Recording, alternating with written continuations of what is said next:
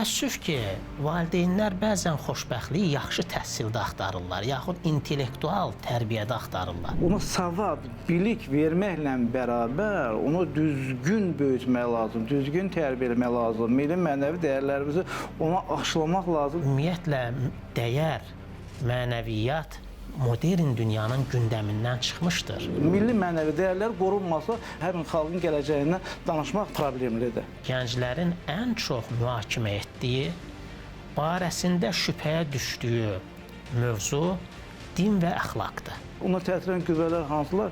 Süni intellekti, dostlar, hansı bax, onu da ailə mütləq nəzərdə almalıdır. Ailəlikcə nahar etmək, şam etmək, bu ənənələr təəssüf ki, bizim ailələrimizdə getdikcə ixtisara düşür. Həm ailə, həm müəllim, məktəb, bunlar hamısı bir-birini tamamlamalıdır. Xüsusən biz ənənəvi ailə modelimizi qoruyub saxlamalıyıq.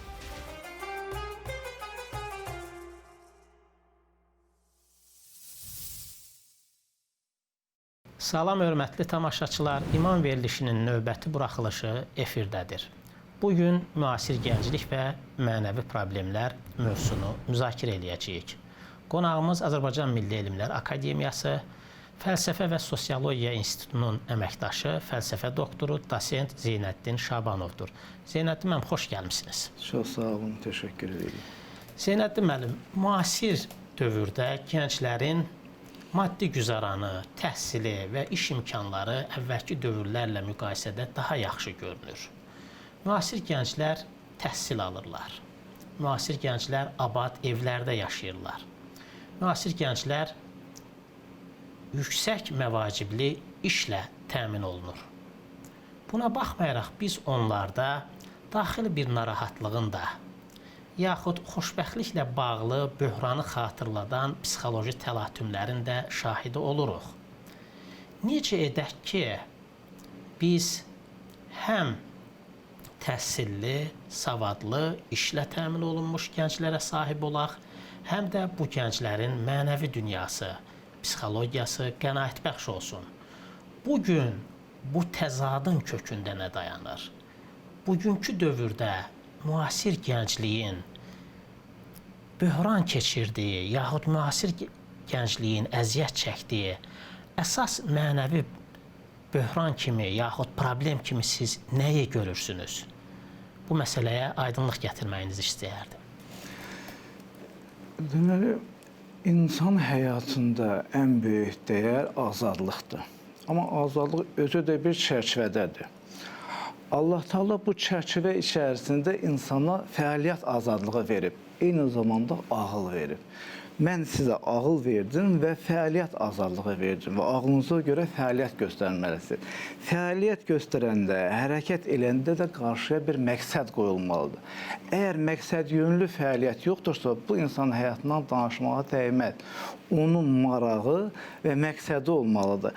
Bunun üçün də insan fəaliyyət göstərir. İndi bu fəaliyyətini həyata keçirmək üçün o daim çalışmalı, səy göstərməlidir və eyni zamanda müqayisələr edə bilməlidir. Praktikaya müraciət eləməlidir. Bu, mənim qarşımda qoyulan, göstərilən vəzifələr, mənim qarşımdakı açılan üfüqlər düzdür. Bunun nəticəsi necə olacaqdır? O məntiqi nəticələr özünə çıxara bilməlidir. Bunun üçün də həm böyüklərindən, həm o digər ətraf mühitdən məsləhət ala bilər. Evdə aldığı məsləhət əlbəttə ki, onu daha düzgün yolda getməyə kömək eləyəcəkdir. Ümumiyyətlə, gənclərin daha yaxşı şəraitdə yaşaması üçün ölkədə müxtəlif işlər görülür, müxtəlif qurumlar var, proqramlar var, gənclər siyasətdə həyata keçirilir, böyük təhsil proqramları var, mübadilələr var, xaricə göndərilir təhsil almağa tələbələr, gənclər. Ancaq məsələ burasında həmin gənclər hansı ölkədə təhsil alırsa da, orada yüksək təhsil, ixtisas qazanırsa da, qaydandan sonra burada o yad elementi gətirməli deyil. Bizə yad olan elementi gətirməlidir. Oradakı ideoloji öz yerində qalmır. Bizim öz dövlətçilik ideologiyamız var, bizim öz Azərbaycançılıq ideyamız var. Bu ideya ətrafında hamımız birləşməli və hamı ziyalı, müəllim, jurnalist, həkim bacardığı qədər öz köməyini etməlidir gənclərə ki, bu problemi, bu haradakı bir mənəvi boşluq, bir narahatçılıq, bir çətinlik var. Gənc ünvan tapmalıdır, o özünü, o fikrini bildirməyə. Ziyalılar da bunu öz fikrini bildirməlidirlər, qeydini, istəqabətini verməlidirlər.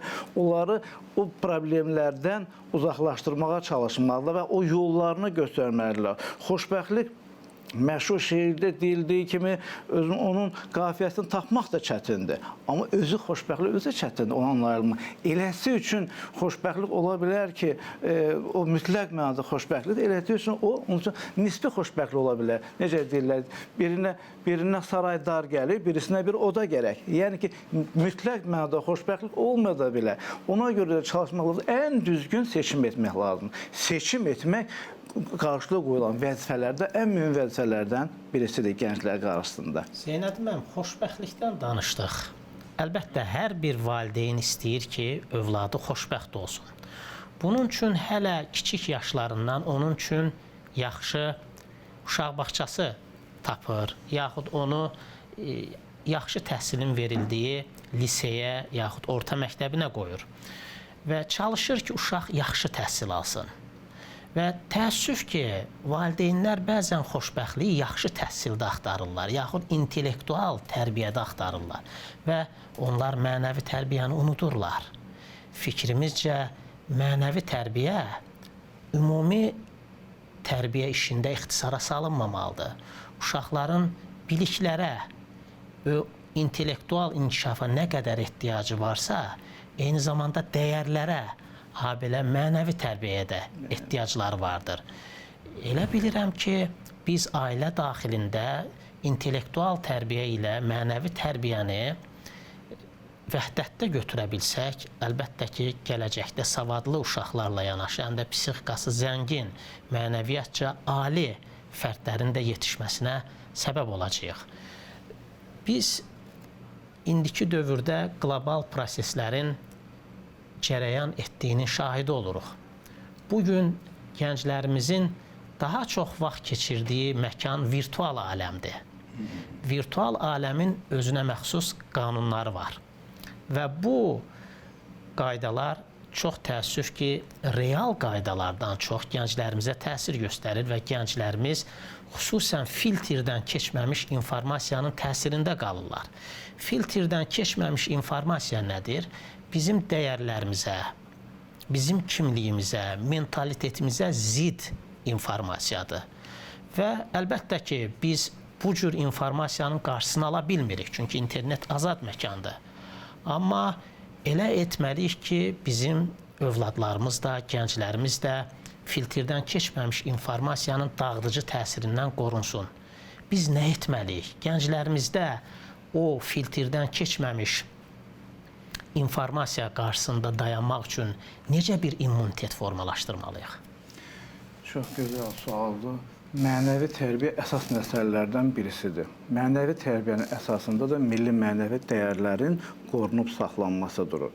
Milli mənəvi dəyərlər odur ki, yəni bu cəmiyyət, bu toplum, bu insanlar hansı dəyərlərə üstünlük verirlər? Normalara, qaydalara üstünlük verirlər. Bu bizim dəyərlərimizdir. Dəyərlər isə uzun illər ərzində formulaşa gəlir. Varislik prinsipi əsasında bir nəsildən digər nəslə verilir. Deməli, hər nəslin bu dəyəri qorub saxlamaqda öz cavabdehliyi var, öz məsuliyyəti var. Bugünkü gənclərin üzərinə də o məsuliyyət düşür ki, mənə verilən dəyəri qorub saxlamalı və gələcək nəslə ötürməliyəm. Düzdür. Bəzən səhvə də yol verirlər. Hansısa dəyərlərlə stereotipləri qarışdırırlar.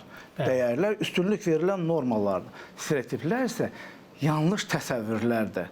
Hansısa bir prosesdə ola bilsin ki, hansısa bir stereotip nəsə bir xeyir verə bilər. Ancaq çox az bir, kiçik bir müddətdə, keçid vaxtında.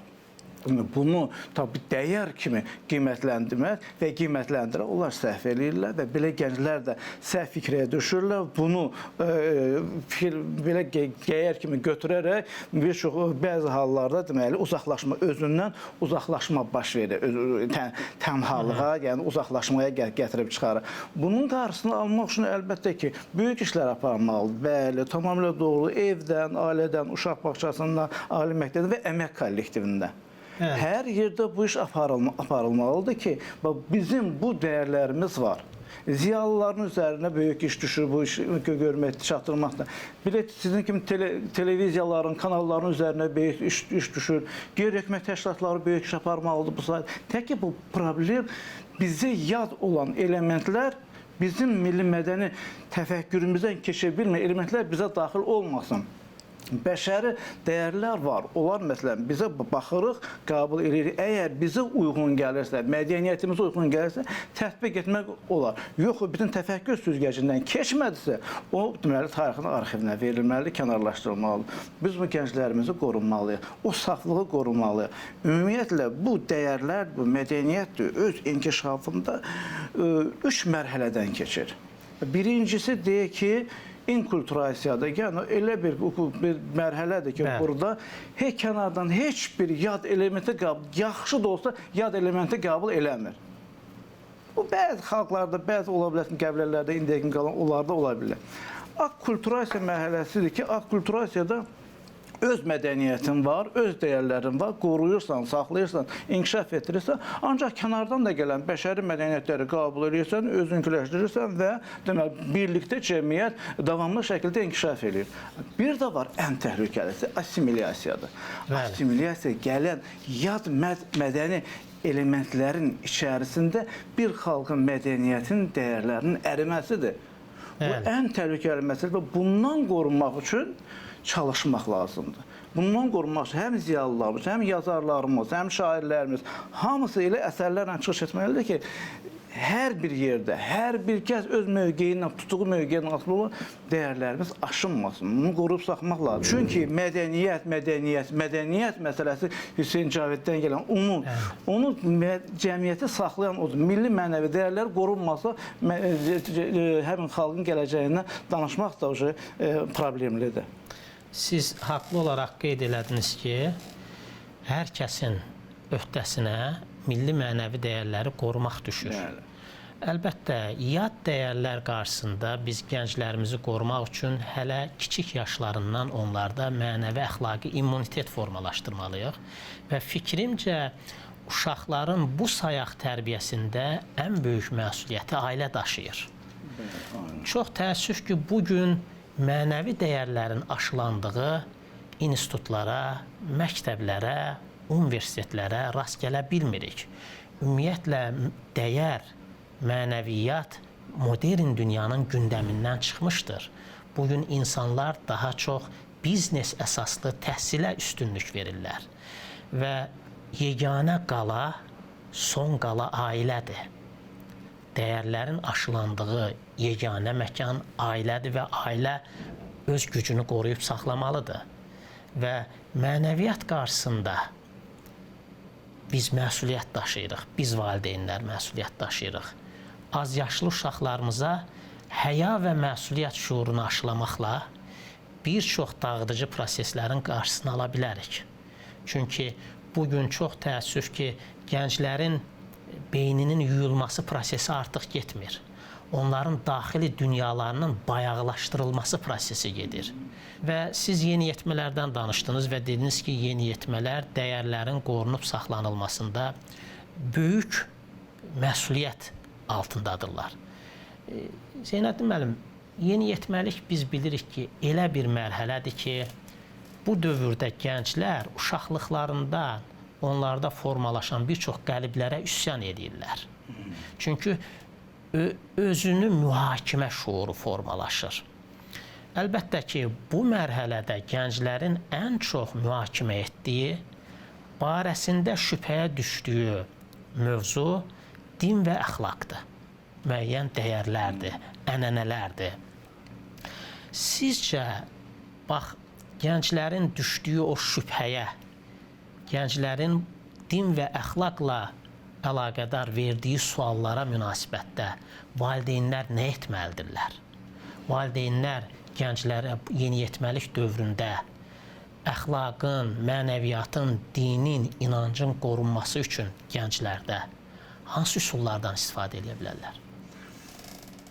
Deməli, hər bir xalqın milli mənəvi dəyərləri var. Bizim də öz milli mənəvi dəyərlərimiz var. Artıq 7-ci əsrdən etibarən bizim dini dəyərlərimizlə milli mənəvi dəyərlər bir-birinə qovuşubdur, ayrılmazdır. Yəni, dini dəyərlər artıq bizim milli mənəvi dəyərlərimizdir və biz bu dəyərlərin içərisində hərəkət etməliyik, formalaşmalıyıq və cəmiyyətdə özümüzü təzahür etdirməliyik. Yəni, bizim dinimiz bizim kitabımızda insanın hərəkəti, fəaliyyəti, davranışı, böyüyə, kiçiyə, heç kəsin haqqını girməmək, heç kəsi incitməmək barəsində çox gözəl fikirlər var. Bunlar hamısı aşılanmalıdır, hamısı öyrədilməlidir bizim gənclərimizə, yeniyetmələrə. Bunlar harada deyirəm, belə bir məsələn verilişlər olur, verilişə get verilişə bax, deyilməli deyil valideyn. Gəlin ailəliklə bu verilişə baxaq. Verilişi sonra müzakirə eləyək. Verilişdən nə əldə elədik? Bunu diyaloqa gəlməlidir. Ailədə bu diyaloq olmalıdır, vaxt ayırmalıdır. Hər bir digər, necə ki, sosial şəbəkələrə vaxt ayıra bilirlər bu uşaqlar, bu gənclər, belə də bu iman verilişlərinə, dini dəyərlərin təbliği verilişlərinə, mənəvi dəyərlər verilişlərinə, digər cəmiyyətə xeyir, fayda gətirən bu verilişlərə, bu deməli, digər bu məsələlərə vaxt ayırmaq lazımdır. Hər şey ölçü daxilində gözəldir. O ölçünü pozmamaq şərti ilə deməli, həm məsləhətlər, tövsiyələr verməlidir, həm də qarşındakının onun fikirlərini öyrənmək lazımdır. Amerikalı tədqiqatçı var, Margaret Mead'ə sual verilir bu uşaqlarda bu dəyərlərlə bağlı, mədəniyyəti ilə bağlı, öyrənməklə bağlı. Bu xanım cavab verir ki, bu proses özü 3 mərhələdən keçir. Birincisi prefigurativ, kofigurativ, üçüncüsü postfigurativ. Prefigurativ odur ki, balaca uşaq hansı ki biz onu tərbiyə eləməyə başlayırıq. Balaca uşaq psixologlardan soruşsa deyəcəkdir ki, balaca uşaq gündə 300-350 sual verir valideyninə. Nəsə cavabını öyrənmək. Onda tabula rasadır, ağ lövhədir. Nə valideyn desə o beyninə düşəcəkdir. O qalacaqdır orada. Tam dəqiq özü əmin olunana qədərdir. Ona görə o uşağa düzgün informasiya vermək, düzgün bilik vermək, düzgün istiqamətləndirmək lazımdır ki, düzgün böyüsün. Yanlış, səhv informasiyalar onun böyüyündə sonra şəxsiyyətə çevriləndə problemlər yaradır. Çünki hələ fərdi, sonra fərdiyyətini qazanır, sonra şəxsiyyətə çevrilir sosiallaşmada. İkincisi mərhələ kofigurativdir. Kofigurativ artıq uşaq böyüdü evdə. Biraz evdən ata-anadan öyrənir, biraz məktəbdə müəllimlərdən öyrənir, biraz yoldaşlarından, bir də kitablardan öyrənir, bilir. Bu oldu kofigurativ. Bir də var postfigurativ mərhələ. Postfigurativ mərhələdə artıq biz böyüklər uşaqlardan öyrənirik.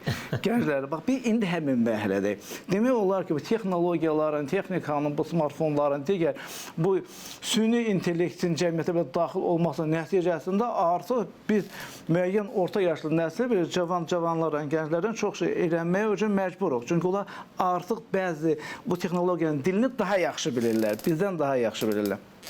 Ona görə onlar seçim edərkən də nəsə qarşıda olan məsləhət çatmaq üçün onların imkanları var. O yüzden məsləhət alma, valideynlə də məsləhət alırlar, süni intellektlə də məsləhət alırlar. Sonra fikirləşirlər hansı düzdür. Əlbəttə, valideyn ola bilsin ki, hansısa valideyn ya dünya görüşünə, ya səviyyəsinə, ya baxışına görə bəlkə uşağın nəyə cavab verə bilmir. Onda müraciət edə bilir ətraf mühitə, müraciət edə bilir süni intellektə daha düzgün cavab almaq istəyir. Öz biliyini, bacarığını cəmiyyətə təsdiq etmək üçün istəyir ki, yeni, daha yaxşı fikirlər əldə eləsin. Sizcə Zeynəddin müəllim, sözünüzə qüvvət. Bir valideyn öz uşağını psixoloji cəhətdən formalaşmaqda olan uşağını süni intellektin, süni zəkanın əlinə buraxmalıdırmı? Onun ixtiyarına verməlidirmi? Yoxsa məsuliyyəti öz üzərinə götürməlidir? Məsuliyyət hər zaman valideynin üzərindədir. Süni intellekt öz fikrini deyə bilər. Süni intellekt özü də deyir ki, mən adımı belə süni şuur qoysa, mənim şuurum yoxdur. Mənə verilən bazalar, verilənlər üzərində iş aparam, quramalar aparam. Mən özümdən heç nə icad eləmirəm. Ona nəsə düzgün verilmədi, düzgün nəticə çıxartını sənə verəcəkdir. Ona görə də bir valideyn üçün qüsurdur bu ki, övladı psixoloji baxımdan valideyninə deyil, süni intellektə daha çox etimad bəsləyir. Çox təəssüf ki, belə Valideyn üçün hallar var. qüsurdur bu. Çox təəssüf ki, belə hallar var. Ancaq bunun da qarşısını almaq lazım. Valideyn özü düzgün yol tutmalıdır, düzgün məsləhət verməlidir. Deyirəm də ona müəyyən qədər ona vaxt ayırırsa, bəs valideynin özü də öz fikirlərini. Çünki valideynin praktikası da böyükdür. Ona istiqamət verəcək, ona müqayisələr gətirəcəkdir ki, hansı ola biləcək sənin qarşısında. Zeynəddin müəllim, əlbəttə ki, valideyn özünü inkişaf elətdirməlidir. Valideyn özü üzərində işləməlidir. Əks halda, xüsusən yeniyetməlik mərhələsində övladlarının verdiyi suallara, qoyduğu problemlərə nə düzgün cavab, nə də düzgün həll tapacaqdır. Elə etmək lazımdır ki, uşaq süni intellektdə deyil, öz mənəvi problemlərin həllində süni intellektdə deyil, valideyninə, atasına, anasına müraciət eləsin. Əlbəttə ki, gənclər bayaq dediyim kimi şübhələnmə mərhələsinə qədəm basırlar. Din haqqında, mənəviyyat haqqında, dəyərlər haqqında, ənənə haqqında şübhənin yaratdığı suallarla çıxış edirlər. Şübhə inkar deyil. Şübhənin yaratdığı sualların üstünə birbaşa getmək və o suallara qənaətbəxş cavablar tapmaq inancı möhkəmləndirir. Adət ənənəyə, dəyərlərə, mənəviyyata, dinə baxışı möhkəmləndirir. Valideynlər əlbəttə ki, bu məsələdə övladları ilə səbirli davranmalıdırlar və onların suallarına mümkün qədər cavab tapmalıdırlar. Siz bayaq kollektiv şuurdan danışdınız. Ailənin birlikdə hansısa verilişə baxmağından danışdınız. Biz gənclərimizi bu dağıdıcı fərdiyyətçilikdən, egoizmlə necə xilas edə bilərik? Necə edə bilərik ki, onlarda fədakarlıq, kollektiv şuur, yəni bizi ifadə edən dünya görüşü və həyat tərzi formalaşsın? Fərdiyyətçiliklə kollektivlik barəsində və tədqiqatçılar arasında müxtəlif fikir müxtəlifliyi var. Bəziləri deyirlər ki, fərdiyyətçilik Avropada daha güclüdür, kollektivlik şərqdə güclüdür. Bəziləri əksinə söyləyirlər. Yəni bir araya gəlmirlər. İndi ki, insanın azadlığı məsələsi, şəxsin azadlığı məsələsi, liberal dəyərlər məsələn, tək fərdiyyətçi götürəndə belə Avropada bu güclüdür ki, fərdiyyətçiliyə üstünlük verilir. Bizdə ailədə birlikdir, ictimai qınaq məsələsi, məhəllə məsələsi, yaxud qonşular nə deyər məsələsi, belə bir kollektiv şuur məsələsi bizdə var, güclü olub gəlib. Ancaq son vaxtlar bu gələn bu dalğalar, mədəni dalğalar demək olar ki, bu inkişafı, texnologiya inkişafı nəticəsində burada da bəzi biz təlatümləri görürük. Onun qarşısını almaq üçün bayaq dediyiniz kimi hər evdən başlamalıdır, ailədən başlamalıdır. Ailə ona vaxt tapmalıdır. Vaxt ayırmalıdır. Vaxt ayırmalıdır. Mütləq ki, mən bu uşağa hər vaxtın, hər yaşın öz onun deyilən, hər sözün o yaşa görə deyilən vaxtı var. Bu vaxt deyilməyibsə, bu ifadələr, o sonra deyilən biraz gec olur. Ona görə hər vaxtına, hər yaşa görə onun məsləhətləri, tövsiyələr verilməlidir ki, sonra deformasiyalar yaranmasın onun psixologiyasında. Məhz düzgün olmayan fikir, düzgün olmayan o tövsiyə, düzgün olmayan təkliflər sonra böyüyəndən sonra onda müxtəlif onun psixologiyasına deformasiyalar yaradır. Amma bəzən belə olur ki, ailədir, düzdür, düzgün yanaşır, bütün hər şeyini verib uşağa ki, yaxşı oxusun, tərbiyə alsın, dəyərlərimizə əməl eləsin. Amma ata-ana bəzən onu müşahidə edir ki, yəni mən verdiyim, ala bilmirəm artıq. Bu nə deməli? Ətraf mühit deməli düzgündür. Ailə onu da nəzərə salmalıdır. Bu hansı mühitdədir? Onlara təsir edən qüvvələr hansılar? Süni intellekt, dostlar, hansı mühit? Bax, onu da ailə mütləq nəzərdə almalıdır. Çünki bəzən özünün məsləhətinin, tərbiyyətinin nəticəsini görmür. Düzgün tərbiyə verib, ancaq başqa cür formalaşır. Niyə? O mühit düzgün olmayan mühitdədir. O mühiti normallaşdırmaq lazım. O mühitin normallaşdırması o cəmiyyətin problemidir. Cəmiyyət dediyim ki, uşaq bağçası, orta məktəb, ali məktəb, sonra əmək kollektivi. Burada iş görülməli və buna vaxt tapılmalıdır. Vaxt ayrılmalı ki, bu problem aradan qalsın. Yəni bu elə bir problem cəmiyyətin problemi. Deyir ki, sağlam ailə, sağlam cəmiyyət deməkdir. Yəni siz vaxt tapılmalıdır dedikdə, valideynlər vaxt tapmalıdırlar, elə deyilmi? Valideyn də vaxt tapmalıdır, o müəllimlər də dərsimizdə keçirik. Elüsal mən dərsimizdə ümumiyyətlə moment gəlir, biz deyir, elə deyilmi? Tələbələr öz nəsihətimizi, təkliflərimizi veririk ki, belə olmalı. Hətta biz bunun nəticəsini də gördük. Bizim ziyalıların böyük iş ondan ibarət oldu ki, Ali Baş Komandanın qətiyyətli göstərişlərini düzgün yerinə yetirdilər və bizim kimi ziyalıların onlara milli mənəvi dəyərli düzgün aşılanmaq nəticəsində 44 gün ərzində 30 illik mifi darmadağın etdilər. Deməli, bir düzgün tərbiyə eləmişik. Bu müəllimlər, ziyalılar düzgün istiqamətləndirib gənclərimiz vətənpərvər kimi, torpağa bağlı kimi, torpağını sevən kimi yetişdirə bildik. Həm ailə, həm müəllim, məktəb, bunlar hamısı bir-birini tamamlamalıdır. Yəni, sözünüzə qüvvət, Zeynəddin müəllim, dağıdıcı fərdiyyətçiliyin qarşısı hələ kiçik yaşlarından alınmalıdır. Bunun üçün siz doğru qeyd edirsiniz. Valideynlər uşaqları ilə vaxt keçirməlidirlər. Evet. Onlarla birlikdə oynamalıdırlar. Onlarla daha çox danışmalıdırlar. Onları dinləməlidirlər. Bəzən uşaq çox sual verir deyə valideyn onu başından eləyir. Halbuki bu yanlış anlayışdır. Uşaq küsə bilir. Uşaqda öz fikrini ifadə edə bilməmək kimi bir psixoloji problem yarana bilir. Ona görə də bununla yanaşı valideynlər uşaqları ilə birlikdə oynadıkları kimi ailəlikcə nahar etmək, şam etmək, bu ənənələr təəssüf ki, bizim ailələrimizdə getdikcə ixtisara düşür. Görürsən ki, ata bir vaxt yemək yeyir, uşaq başqa bir vaxt yemək yeyir. Birlikdə nahar etmək, birlikdə şam yeməyi yemək, bunlar ailələrimizdə bərpa olunmalıdır. Birlikdə iş görmək. Analar əlbəttə ki, qız uşaqları ilə evdə, atalar da öz oğulları ilə kənarda, birlikdə, kollektiv şəkildə iş görməyi bacarmalıdırlar.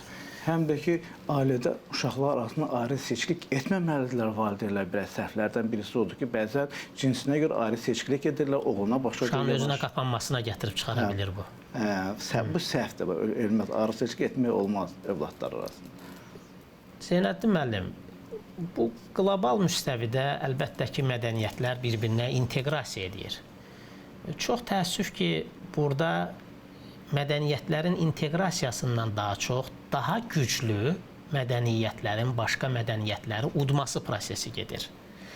Əlbəttə ki, belə proseslərin fonunda bir çox dəyərlərdə məzmun dəyişikliyi baş verir. Dəyərin adı qalır, özü isə görürsən ki, yoxa çıxır. Məsələn, biz gözəllik dedikdə həmişə daha çox daxili gözəlliyi nəzərdə tutmuşuq. Demişik ki, insan üçün əhəmiyyətli sayılan onun daxilinin gözəl olmasıdır. Amma bugün gözəllik dedikdə daha çox zahiri görünüş nəzərdə tutulur. Yaxud görürsən ki, deyirlər ki, ailə bağlılığı asılılıqdır. Məsələn, filan məsələdə ata ilə məsləhətləşmək, yaxud atanın dediyini etmək, yaxud ananın qoyduğu qaydalara uyğun olaraq, məsələn, qız uşaqlarımızın evə filan saatda gəlmələri bugünkü yanaşmaya görə asılılıqdır və uşağın azadlığını məhdudlaşdırmaqdır. Əlbəttə ki, biz bu cür dağıdıcı yanaşmaların əleyhinəyik. Ailədə ailə bağlılığı deyilən bir anlayış var. Gözəllikdə zahiri yox, daxili gözəllik deyilən bir əsas məqam var. Biz necə edək ki, ailələrimizdə, yaxud cəmiyyətimizdə bizim üçün mühüm sayılan dəyərlərin bu cür məzmunca aşınmasının qarşısını alaq? Ümumiyyətlə, belə bir fikir var ki, hər ailənin ailəyə rəhbərliyi ata eləyir, idarə eləyən qadındır. Ana idarə eləyir, rəhbərliyi kişi eləyir və burada atanın fikirləri, atanın təklifləri, atanın tövsiyələri keçərlidir və müzakirə olunur. Hər kəs özünü öz payına götürür və bundan sonra ailə düzgün idarə etməklə normal öz cəmiyyətdə öz yerini tutur. Ailədəki idarə etmə, müxtəlif idarə etmə prinsipləri var. Onlara görə də müxtəlif problemlər yaranır. Aristokratik idarə etmə var, demokratik idarə etmə var, tiranik idarə etmə var, bəli, qarışıq idarə etmə var. Bunların danışmaq biraz çox vaxt aparacaqdır. O hərəsinin özünə xas olan keyfiyyətləri var. Bu da uşaqlarda öz təsirini göstərir. Gələcəkdə ailəni necə idarə eləyəcəkdir. Burada ailədə nə görübsə, bu ailə necə idarə olunubsa, özü ata-anasına necə görübsə götürür və gələcəkdə öz ailəsindən tətbiq edir. Hansı ki, öz ailəsində düzgün, normal idarə etməyi görübdür, sonra gələcəkdə də elə tətbiq edir öz ailəsində. Ancaq digər o tiranik ailə idarə etmə, ailə modellərində böyüyən övladlar sonra yenidən cəmiyyətə, digər öz ailəsini qurarkən burada həmin modeli davam etdirirlər. Ümumiyyətlə, ona görə çalışmaq lazımdır ki, bu idarəetmə özü düzgün qurulsun. Yəni, övladda tərbiyə verərkən ona savad, bilik verməklə bərabər onu düzgün böyütmək lazım, düzgün tərbiyə etmək lazım. Milli mənəvi dəyərlərimizi ona aşılamaq lazımdır ki, sən bu meyarlara cavab verməlisən. Bu olmayanda müxtəlif problemlər yaranır. İndi təsəvvür edin ki, elə hallar baş verir ki, soruşsan, buna nəyə, bu hal nəyə baş verir? Mən bunu belə görmüşəm, indi bu aləmdə də belə tətbiq edirəm. Bu düzgün olmadı. Ona görə bunun olmaması üçün hər kəs öz çiyninə düşən funksiyasını yerinə yetirməlidir. Zeynəddin müəllim, nəzərə alaq ki, biz Qərblə onun texnologiyasında rəqabət aparmalıyıq, yaxud Qərblə onun texnologiyasında ayaqlaşmalıyıq. Qərbdən texnologiyanı əxs eləməliyik. Qərbdən müəyyən iqtisadi modelləri əxs eləməliyik. Amma bizim Qərbdən götürəcəyimiz hansısa dəyərə ehtiyacımız yoxdur. Bizim kifayət qədər mənəvi dəyərlərimiz tarixin axışında özünü isbatlaya bilmişdir. Və xüsusən biz ənənəvi ailə modelimizi qoruyub saxlamalıyıq. Bugün ailə daxilində rolların yeri dəyişilir. Ailəni əmələ gətirən üzvlərin rolları bir-birini əvəz edir. Və buna görə görürsən, atanın nüfuzu aşağı düşür, ananın nüfuzu aşağı düşür. Hər şeydən qabaq ailə ata və anadan ibarətdir. Ata və ana ailəni düzgün qurmalıdırlar. Və bu düzgün qurulan ailə uşaqlara müsbət təsir göstərir. Düzgün qurulmayan ailə isə uşaqlara həmişə təsirsiz ötüşmür və uşaqların psixikasına, dünya görüşünə, həyat tərzinə dağıdıcı təsir göstərir. Biz əlbəttə ki, ailəni əmələ gətirən iki əsas fiqur, ana və ata, mənəvi dəyərlərə əsas götürməlidirlər. Çünki Azərbaycan ailəsi tarixən dəyər əsaslı ailə olmuşdur. Maraqların birləşdirdiyi bir ailə olmamalıdır. Yəni, maraqların olduğu yuva ailə olmur. O mexaniki birliyə çevrilir. Atanın öz marağı olsun, ananın öz marağı olsun, atanın öz hüququ olsun, ananın öz hüququ olsun. Əksinə, ailənin hüquqları olmalıdır, bizim hüquqlarımız olmalıdır. Zeynəddin müəllim, biz gənclərimizə həyatın mənasını necə izah etməliyik? Həyatın mənasını nədə görməyi onlara aşılamalıyıq? Düzdür, bəzi həyatın mənası haqqında müxtəlif fikirlər var. Nietzschedən irəli gələn, burada deməli, nihilizm var, qədim Yunan fəlsəfəsindən gələn, məsələn, orada hedonizm, gedonizm belə bir fəlsəfə cərəyanı var. Orada ancaq həyatın mənasını həzdə, kef damaqda görürlər. Nihilizmdə heç vəbşi həyatın məna axtarmır, mənasızlıqda görürlər. Amma belə deyil.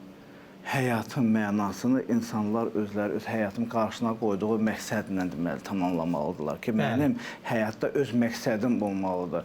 Və bizim dinimizdə bir gözəl bir məsələ var ki, yəni bax sən hamıya Allah Taala bir ömür verib də, yəni gedəndə Allah Taala nə ilə gedirsən, hansı əməllə gedirsən?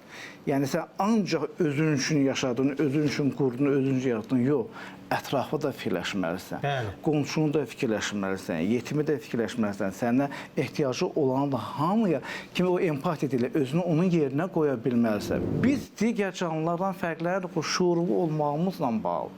Necib insani keyfiyyətlərimiz bizdə olduğumuza görə hamını başa düşməliyik və ona görə çalışmalıdır ki, insanlara sülhə gəlin ey insanlar, yoxsa dünya məhv olur. Ona görə də sülhə gəlməliyik, barışığa gəlməliyik, güzəştə getməliyik, dialoq olmalıdır. Təşəkkür edirəm Zeynəddin müəllim, gəldiniz.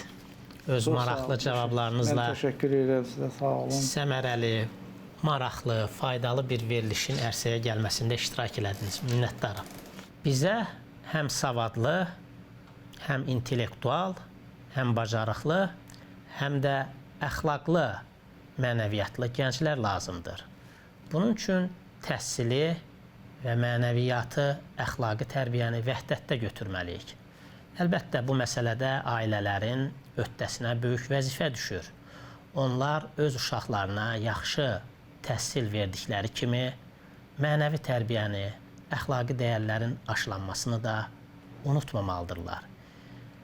Hələ kiçik yaşlarında uşaqlara öyrədilən bilik, aşılanan mənəvi dəyərlər gələcəkdə onların vətənini, xalqını sevən, mənəviyyatlı, məsuliyyətli və həyalı gənclər kimi yetişməsinə səbəb olacaqdır.